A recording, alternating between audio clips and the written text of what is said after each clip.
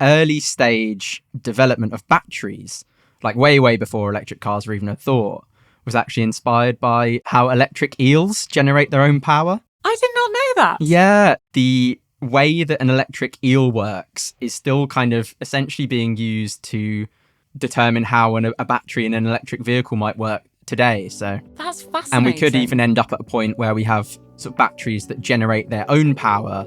So you wouldn't have to sit around waiting to charge and all those kind of things. So it'll get there. Now I can't quite get the image of an eel swimming around under the hood of my car out of my head. More excited, though, about the thought of not having to sit around and wait for my electric car to charge. Welcome back to Lives of Tomorrow. My name's Carla Bazzashi, and I'm the CEO of WGSN, the world's leading trend forecasting company. On this podcast, we talk about how we'll all live our lives in the future. And today we're exploring the future of natural intelligence, focusing on biomimicry, which is the process of technologies inspired by forms, processes, and systems found in nature. So back to our guest today. His name's Matt Zara. He's a trend forecaster at WGSN and editor of WGSN Consumer Tech. Matt, thank you so much for joining us. If you could introduce yourself for our listeners. So I'm Matt Zara. I'm the trend forecaster and editor for our consumer tech team. My focus most of the time is on emerging technologies. I think I'm also a very big tech skeptic. As much as I'm optimistic, I think I really want to sort of hone in on how tech can genuinely improve our lives and the technologies that are emerging that will actually kind of close digital divides rather than widen them. Perfect. Okay, so to kick things off, maybe you could tell our listeners if there's a moment or a person in your career that was really pivotal in getting you to where you are today. Yeah, so one person I always shout out is I did a really brief internship at Adidas ages ago now. And there was a guy called Chris Watt who worked there. And he had worked as a teacher before. So it just meant he had this kind of real way about him. He was very patient, very kind, very sort of generous with his time. I think he was really, really good at helping me realize what I was good at, helping me kind of recognize the things I enjoyed doing, the things I was less keen on, and just kind of pointing me in the right direction for the future, sort of opening doors for me, always being willing to kind of meet up for a coffee and keep me kind of in the loop with opportunities. So yeah, shout out to him if he's listening. Amazing. I love that. Okay, so we've got a really interesting topic to talk about today, which is biomimicry. There are going to be lots of people who've never even heard that word before. So can you explain what is it? Is it a process? Is it a thing? And I guess more importantly, how does it or could it affect our lives in the future? The sort of design or I guess production of materials or structures or systems that are all modelled on nature. So I think it's something that it's really important to kind of get into at the moment because so many of the solutions for kind of modern problems that we face can already be found in nature. I think, especially during the pandemic, we realised the sort of value of connecting back to the natural world. I think that's had a real lasting impact. And I think it's really important from a sustainability perspective that we sort of move away from our current relationship with nature, which is very extractive, and then towards something more collaborative.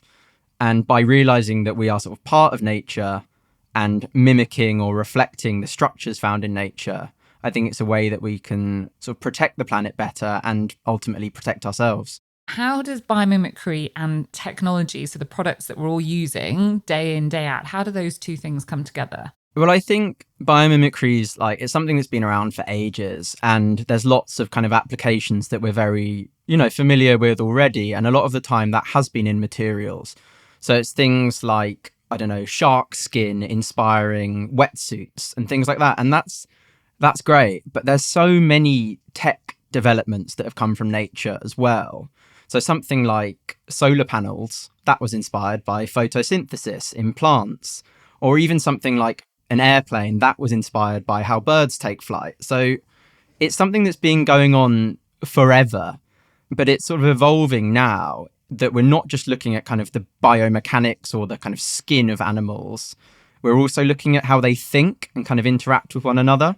So that's been really, influential on tech as well, because it's everything from kind of developing, artificial intelligence and autonomous vehicles. And it's kind of, moving beyond that now. So you've created a forecast which is all about this particular topic.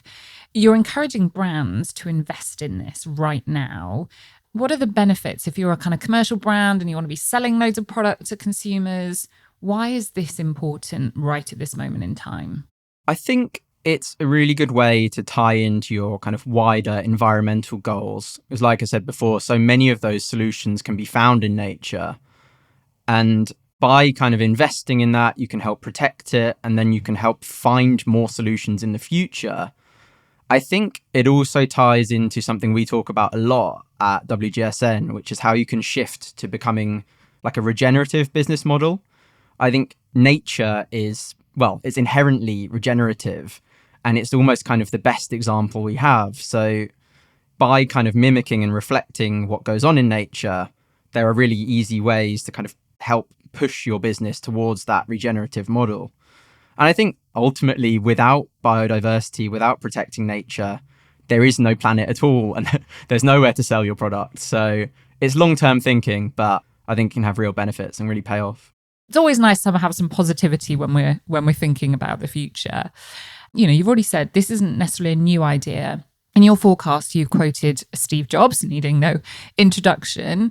And the quote you said was from him, "I think the biggest innovations of the 21st century will be at the intersection of biology and technology. A new era is beginning." So I was going to ask whether you think he's right. I think clearly you do agree with what he's saying. Do you think it's taken longer than maybe expected for us to really understand the value of this? I think it's taken a long time in the West, would be my caveat. I mean, there are so many, indigenous populations out there that are already, well aware of what it means to be connected to nature and how, civilizations can benefit from that. So I think it's actually just it's taken a long time in the West, but given the way a lot of, the world works, that's less surprising. And I think, I agree with that Steve Jobs quote, because I just think a lot of the best inventions that we've seen over the past 100 years have been ones that kind of tap into what we are as humans, how we interact, how we communicate, and our relationship with nature. So I think that's really important. And again, ties back to sustainability. I think the companies that can achieve these things while protecting the planet will be the real winners in the long term.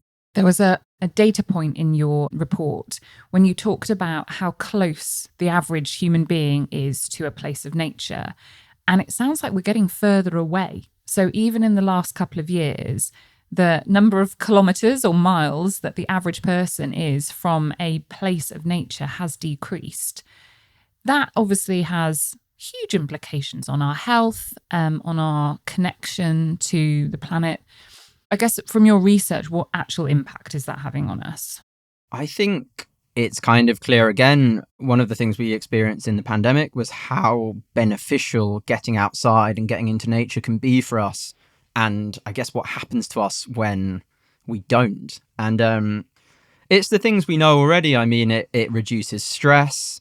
It often involves exercise because you're getting outside, you're sort of getting out there, breathing in fresh air. I think also just really kind of gives the brain a chance to reset. I think a lot of our lives are so busy now, so full of distractions, that it's a chance to get away from the noise of the city and the, noise pollution and, air pollution, and really kind of refocus, reset, clear the mind, which obviously in a world of sort of increased urbanization is getting harder and harder, so will only become more valuable. So let's think about the practical application of this and therefore how it's going to affect how we live our lives in the future. You've talked about how birds influenced aviation, but there's also a piece in your forecast about how insects could be influencing how we travel in the future. So can you tell me a little bit about that? How are insects? I mean, I think we've talked on this podcast about how we might all be eating insects as a great source of protein in the future. That is not what you're talking about here. It's about the way that they move, right? That's going to impact how product might be made. Yeah, I mean, maybe we shouldn't eat too many of them because we might need them in the future. But I think it's about the way they move, but also the way they kind of think and interact and the sort of swarm thinking. So we've seen insects inspire, everything from, again, autonomous driving algorithms to sort of logistics in optimization. I mean, if you think of a colony of ants, for example, or bees, a beehive, that kind of teamwork and working together for the greater good is something that you can then model in an algorithm and really kind of benefit from. In terms of the kind of bodies of insects, it's everything from an insect with lots of limbs inspiring a more agile robot to things like, the insect with numerous eyes being the inspiration for facial recognition software. So the inspiration's everywhere. I mean, it's even with aviation, not in the sense of actual flight, but Airbus, the French company, have launched a new plane called Dragonfly. And by kind of mimicking the Dragonfly's ability to recognize locations, that's actually been able to help them with like automated takeoff and landing. So it's fascinating. It's really, really fascinating. So this isn't your day job, but you're a normal human being. Are there some examples you can give that people are going to find in their lives in the future that will have come from this way of working, this way of thinking? It's not going to be long now until everyone is driving an electric car. We're seeing more and more of them on the roads all the time. And every trade show I go to now, the lineup is almost entirely electric. And early stage development of batteries, like way, way before electric cars were even a thought, was actually inspired by how electric eels generate their own power. I did not know that. Yeah. So as time has gone on, that's obviously been refined and tweaked slightly, but the way that an electric eel works is still kind of essentially being used to determine how a battery in an electric vehicle might work today. So that's fascinating. And we could even end up at a point where we have sort of batteries that generate their own power. So you wouldn't have to sit around waiting to charge and all those kind of things. So it'll get there. Amazing. That's really interesting.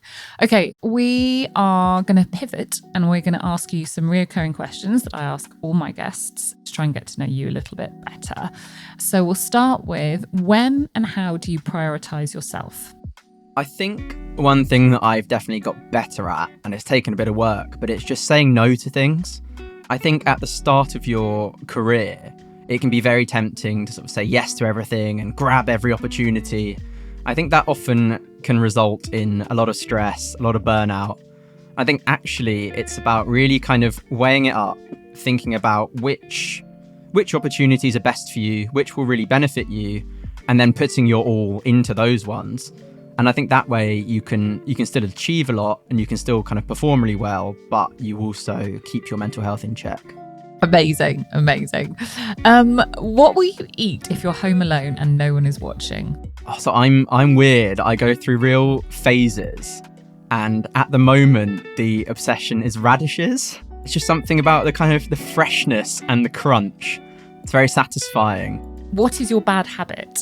Humming. I'm a serial hummer. Not even... The worst thing is, it's not a song. It won't be a tune. It will almost just be kind of whale noises. I'll just be sort of sat there humming away. I think it's a thing that kind of helps me focus, but it means that I have to make a real effort when I come into the office not to start doing it subconsciously and annoying everybody or freaking everyone out. I was going to say, next time I'm in the office, I'm going to see if there's like 2 vacant desks next to you, and now I will know why. Probably, or you will just hear me from afar. So like a radar. When did you last learn something new that had an impact on the way that you live your life? It's a big one. At the moment, I'm in the very, very early stages of trying to learn Greek. And I think because it's an entirely different alphabet and I'm completely unfamiliar with it, it almost feels like it's sort of unlocking a different part of my brain. And then we always put this question in because it's really useful for my TV viewing habits. What was the last series you binge watched? So I've just worked my way through the David Beckham documentary and it's great. It's just so nostalgic. All the amazing early 2000s fashion, reliving all those moments. So I'm hoping the fashion team's putting out some sort of Beckham core reports soon or something. So I started my career as a journalist working on glamour.com, so the digital arm of Glamour magazine. And the first thing I had to do when I got into the office every morning was kind of write up celebrity gossip. And so, yeah, I relived it in a similar way. Oh no, you weren't part of the press that was hounding him, were you? No, I was behind a computer. But, obviously reporting on all of those things that were happening. So did you write about the sarong? Oh, definitely wrote about the sarong. Yeah, Glamour loved Victoria Beckham and David Beckham. We had Victoria on the cover quite a lot. So, yeah, it was definitely nostalgic in a certain kind of way. Right, we'll forget about Beckhams for a moment and we're going to get back onto biomimicry, topic of today.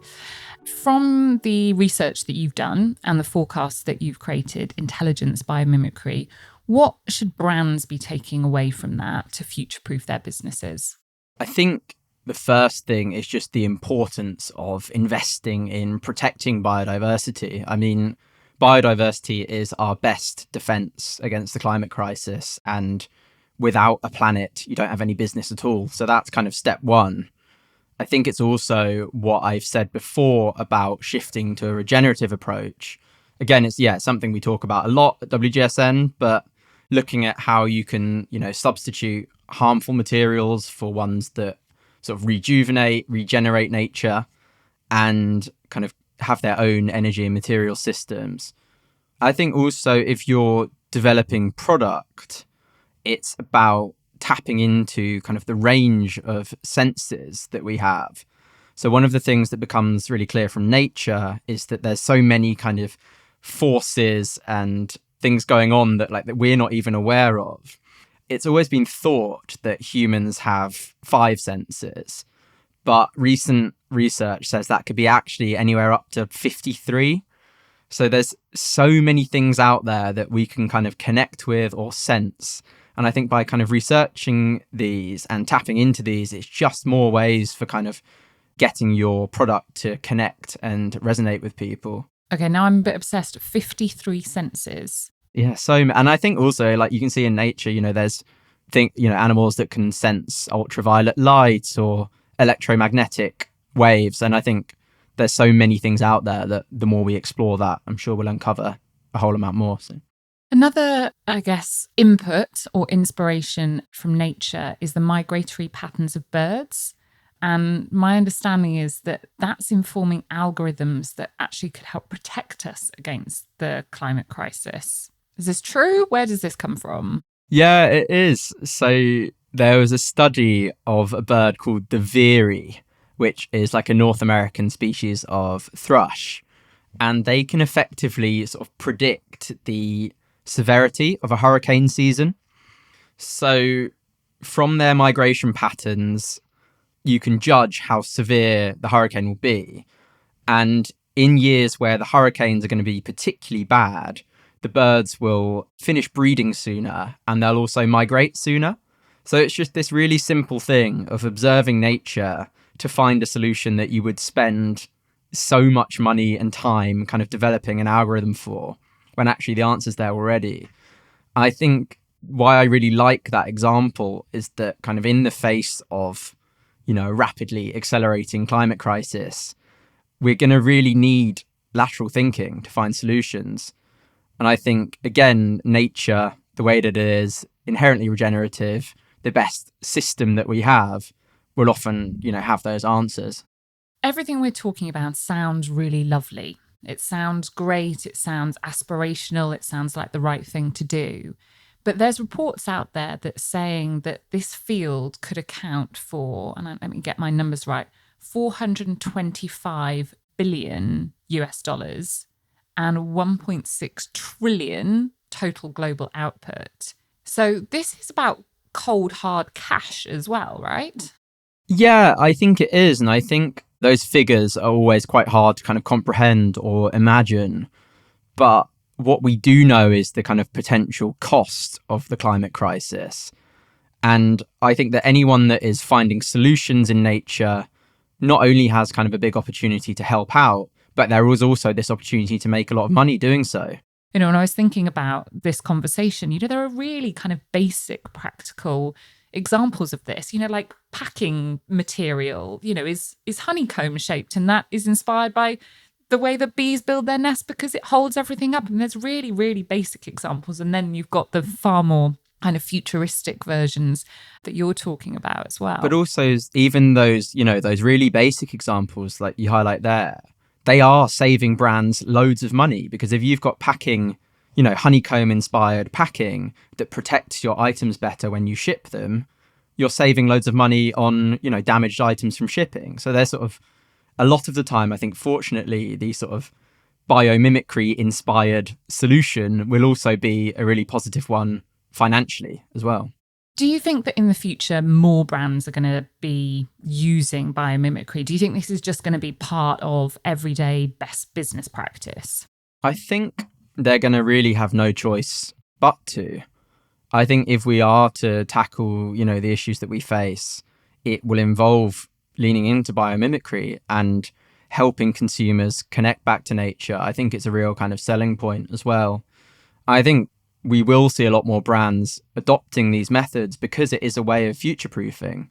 If you can be, sustainable, you can be regenerative, that is a way to have a business that will stand the test of time. So, yeah, I really think we will. It's interesting, this conversation, isn't it? Because it isn't just about, nature's a very broad category, but, the animal kingdom, you're talking about insects, you're talking about birds, you're talking about plant life, you're talking about ecosystems, and within all of those, there's just this wealth of opportunity. And we know as human beings that there are so many animals, there are so many parts of the world that are completely unexplored. If we think about our oceans, that the idea that there are more solutions out there that we just haven't found yet is really exciting. Yeah, I think it's quite hopeful. If anything, I mean, that's one thing I'd like people to kind of take from this, is that there are so many solutions out there, and it's nice because it's a way that we can kind of progress without causing further harm or damage, which we have done for so long. So this might be a slightly redundant question given what you've just said, but are you more anxious or hopeful about the future of biomimicry? I think as long as people implement it in the right way, then I am hopeful. I mean, I think it can only really be a positive. It's about, like I've said, kind of moving from this extractive relationship to this collaborative relationship with nature. And I guess realizing that we are part of nature. We can't kind of separate ourselves from it. That doesn't work. So I think I'm hopeful. And I think as long as it's carried out in the right way, it can only be a positive. So that's it for today. Thank you to my guest, Matt Zara, WGSN trend forecaster and editor of Consumer Tech. I do hope in this episode you learned something new. I certainly did, and I'm sure formed a view on today's topic. Next week, WGSN's Create Tomorrow podcast is back with another episode exploring the concept of aging well and the emergence of age-agnostic beauty. I'm Carla Bazashi, CEO of WGSN. I'll see you next time.